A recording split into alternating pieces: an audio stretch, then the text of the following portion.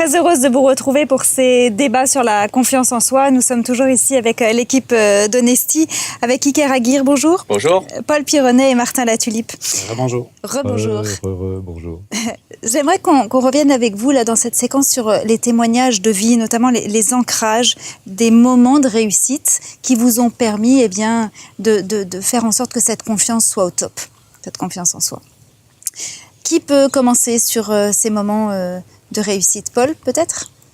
Oui, alors j'ai eu la chance d'en connaître plusieurs. J'évoquais dans des échanges précédents ce jour où j'avais réussi, après ce surveillant de baignade, là, où j'avais reçu cette reconnaissance étatique. C'était mon premier truc. En plus, les diplômes, c'était pas vraiment mon machin. Donc ça, c'était un moment important. Puis après, j'en ai eu d'autres autour de mon adolescence. Et je pense que c'est encore une fois... Martin disait à quel point le sens qu'on donne aux expériences peut être un levier important. Et je pense que dans la réussite, c'est la même chose, c'est-à-dire apprendre à célébrer ces réussites, à faire de ces moments de réussite des grands moments. Je pense que c'est super important. Et pour moi, ça a été, en tout cas, un des éléments qui a contribué de plus en plus à me faire grandir. Peut-être un exemple? Alors oui, j'en ai eu nombreux. Par exemple, après avoir eu ces peurs de l'eau, je me souviens j'ai passé mon maître nageur, donc j'ai fini par... Ça, c'était une réussite importante. Après, je me suis spécialisé dans le sauvetage en mer. Ensuite, j'ai redémarré un peu à zéro quand j'ai repris le monde du développement personnel. D'abord à titre personnel et ensuite pour une deuxième carrière. Et j'ai souvenir, par exemple, d'une fois où j'avais été sollicité pour un grand congrès. Je m'attendais à me retrouver avec une vingtaine d'infirmières. C'était à l'époque où les infirmières descendaient dans la rue. Et à l'ouest de Paris, là où on va se rendre d'ailleurs bientôt, je me suis retrouvé en fait avec une salle de 150 personnes. Donc j'ai commencé par aller aux toilettes en me demandant qu'est-ce que je fais, je pars en courant. Et quand je vous le dis, je pars en courant, j'étais à la limite de le faire. Hein. Et puis à un moment donné, j'ai dit bon bah voilà, quitte à y aller, autant y aller à fond. Je me suis monté dans les toilettes comme si j'étais une vedette de cinéma en fait. Parce que j'avais vu les caméras, c'est une des choses qui m'avait le plus impressionné. Et je suis arrivé dans cette salle. Et voilà, j'ai démarré. Alors, je crois en plus que j'avais de bons outils en matière d'animation. Donc effectivement, ça m'a beaucoup aidé. Je dois dire que 150 personnes d'un coup, j'avais 23 ans. Il faut savoir que j'étais arrivé en stop la veille à Paris avec mes baskets aux pieds, mon jean, et que j'avais juste trouvé un petit pantalon un peu propre pour arriver. Donc faut remettre ça dans le contexte. Pour moi, c'était juste énorme. Et vous y pensez souvent à cet événement-là? Est-ce que c'est quelque chose qui revient quand il peut y avoir des moments de doute? Alors oui, et surtout ce qui m'avait beaucoup étonné, c'est-à-dire que faut savoir que juste avant, je m'étais retrouvé avec à l'époque Claude Évin, le ministre de la Santé, mais sans savoir que c'était lui, puisqu'on était dans un salon, j'échangeais avec une personne, il me dit qu'est-ce que vous faites? C'est moi qui lui pose la question. Et vous faites quoi? Et il me dit je suis ministre. Et là j'ai eu faut vraiment se remettre dans le contexte. Hein. Moi, j'ai même jamais vu un ministre de près, quoi. C'est tout ce que c'était. Donc c'est vraiment un monde qui change pour moi. Et alors, il y a eu cet événement, mais il y en a eu un autre qui s'est passé une semaine après. C'est que j'avais pris rendez-vous pour aller rencontrer, je me souviens, la responsable de l'OPAC à Grenoble. À l'époque, j'étais dans mes petites démarches personnelles. Et je me souviens, dans ma R5 complètement pourrie, en fait, être resté bloqué sur le parking, tellement j'étais dans l'insécurité à l'idée, finalement, d'honorer le rendez-vous que j'avais pris.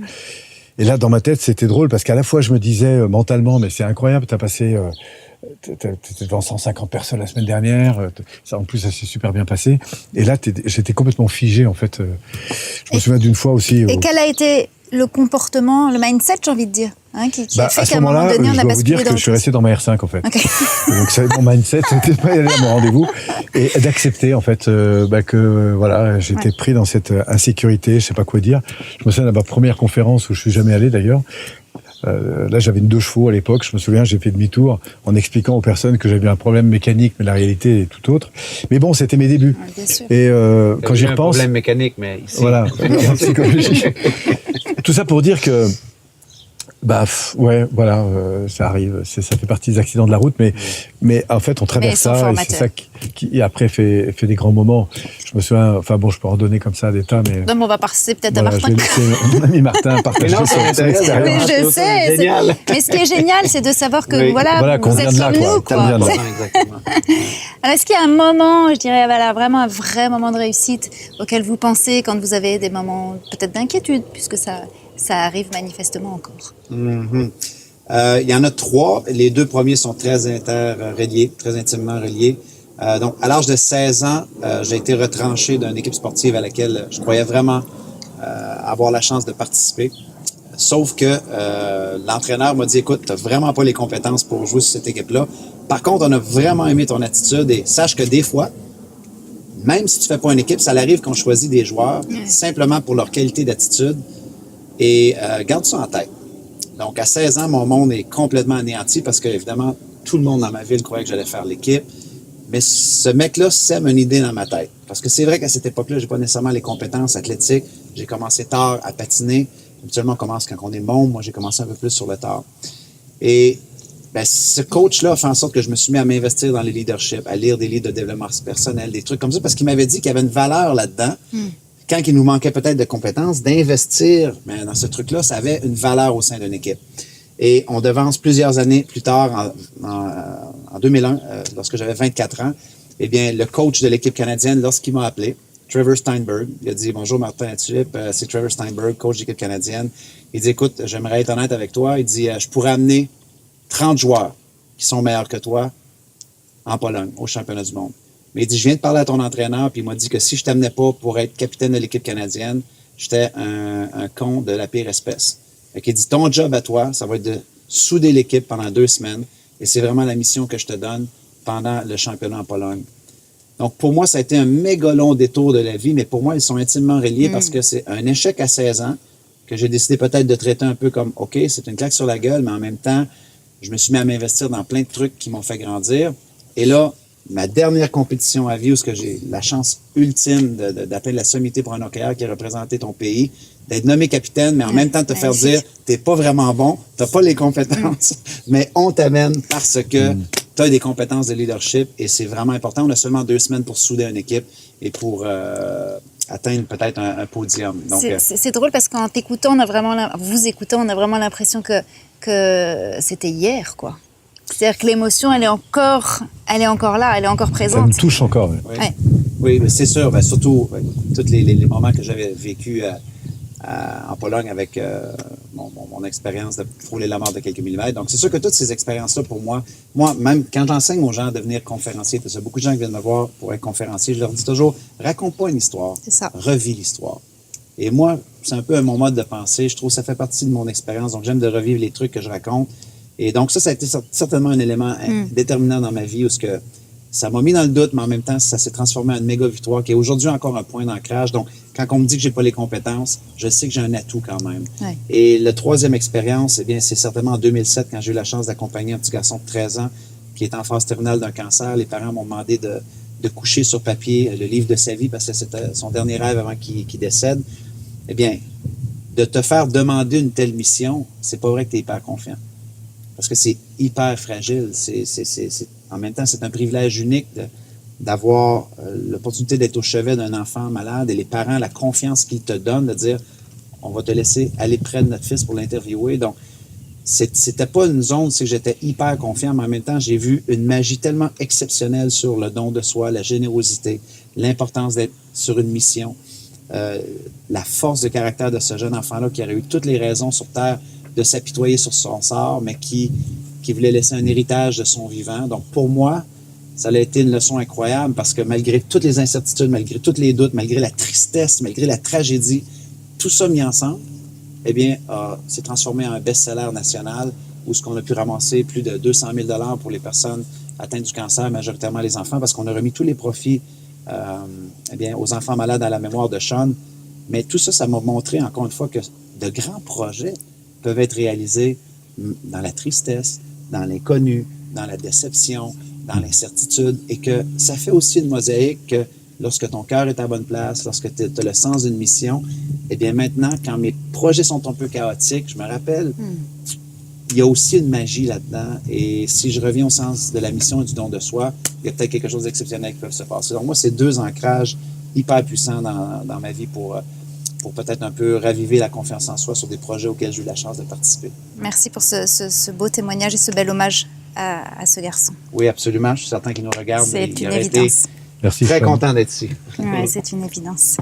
Iker, est-ce qu'il y a un moment, toi, qui te revient comme ça, souvent quand tu as des moments d'inquiétude ou de doute? Oui, il y a c'est des images qui viennent. C'est un film de vie, en fait. Et c'est que l'entreprise m'a appris beaucoup de choses pour la vie. Et l'une des choses en entreprise, c'est qu'on évolue tout le temps avec des objectifs et comment savoir si on atteint les objectifs, on a des indicateurs. Et c'est une façon que j'ai de fonctionner avec mes rêves.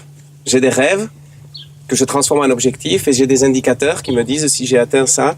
Et au moment où je les vis, François Lemay serait parfait pour décrire ça, je les vis mais absolument pleinement. Et à ce moment-là, il y a des images qui s'engramment dans mon cerveau et ces images font le film de ma vie. Et je m'accroche à ça quand il y a des moments de doute et c'est ça qui réellement me remplit. Et donc tout ça commence... Je viens de milieux particulièrement défavorisés. On n'avait pas de quoi avancer. Être dirigeant d'entreprise à cette époque, personne ne misait un copec sur que je puisse réussir. Mais j'avais des rêves énormes. J'avais des rêves extraordinaires. Et je me suis tout simplement focalisé sur ces rêves qui étaient gigantesques. Et je me suis dit, je sais pas si je vais y arriver un jour, mais il y a plein de petits rêves entre ce grand rêve et aujourd'hui. Et donc, j'avais des petits objectifs. Et je vivais pleinement ces objectifs. Je dis ouais, j'ai réussi, je l'ai fait. Mais j'en avais deux, très gros. Et je ne savais pas si j'arriverais. Un, c'était qu'on me paye pour surfer et faire du snowboard. J'étais nul en sport, hein, moi, mais même pas la possibilité d'être dans une équipe ou quoi que ce soit. J'étais nul. Alors, qu'on me faire payer en étant nul, il fallait trouver le moyen. J'ai monté ma boîte pour ça. Donc, c'était que l'on me paye pour faire du surf et du snowboard. Donc, ça, c'était l'objectif. L'indicateur, surfer les meilleures vagues et dévaler les meilleures montagnes au monde. Et à côté de ça, vous avez trouvé ça complètement débile et futile, surtout à côté de l'histoire que tu viens de raconter. Quand on est dans l'Espagne où je nais, post-franquiste, on est dans une Espagne assez sous-développée, il y a les pauvres et il y a les riches. Et quand on est rentré dans la démocratie, ma mère me disait souvent, regarde le président, on a un président, et elle disait, tu sais combien gagne le président? Il gagne tant. Et tout petit, je m'étais dit, un jour, je gagnerai autant que le président. Et c'était mon objectif de dire, j'ai réussi. Et j'ai gardé tout ça tout le temps. Et il y a un moment très fort dans ma vie où il y avait un endroit en particulier que je voulais par-dessus tout. C'était très cher d'aller là-bas, c'était compliqué, c'était perdu au fin fond de l'Indonésie, dans des îles paumées. Il faut presque 3 jours pour y arriver. Il y a des vagues absolument incroyables. Et un soir, j'étais au coucher de soleil, j'étais sur ma planche. Et j'étais dans cet endroit avec des vagues absolument extraordinaires, parfaites. J'étais tout seul, ce qui est très rare, et dans ces endroits-là. Et là, il y avait juste un Australien que je connaissais pas. Le lien qui s'est créé entre nous était magnifique, les couleurs extraordinaires. Je dis, c'est pas un rêve, c'est une réalité. Et ce moment-là, il reste engrammé dans ma tête. Sauf que cette même année, j'ai pas mal évolué avec mon entreprise. J'ai créé d'autres entreprises et tout ça. Je commence à signer des contrats. Et cette même année, quand je fais les comptes, je gagne plus que le Premier ministre espagnol. Et je venais de rentrer d'Indonésie, j'avais même pas 30 ans, et je dis, tu vois, tout est possible. Tu es parti de rien, personne ne donnait un sou pour ce que tu allais faire, tout le monde t'a dit que tu ne réussirais pas, personne ne croyait que l'on pourrait te payer pour surfer, pourtant, tu as surfé les vagues les plus belles de ta vie, tu as descendu les plus belles montagnes, et aujourd'hui tu es payé, et dans tes critères de réussite, tu as réussi. Magnifique. Et quand je doute, vraiment, je m'accroche à ça. Voilà, c'est croyez, ayez des rêves et croyez à vos rêves. C'est bien ça. Pour ça, légende personnelle. Merci à tous les trois. C'était un plaisir de vous entendre et de vous écouter. Plaisir. Merci en tout cas. Vous avez vraiment parlé à votre cœur et à nos cœurs. J'espère que vous ressentez tout ça. Je vous dis à la semaine prochaine.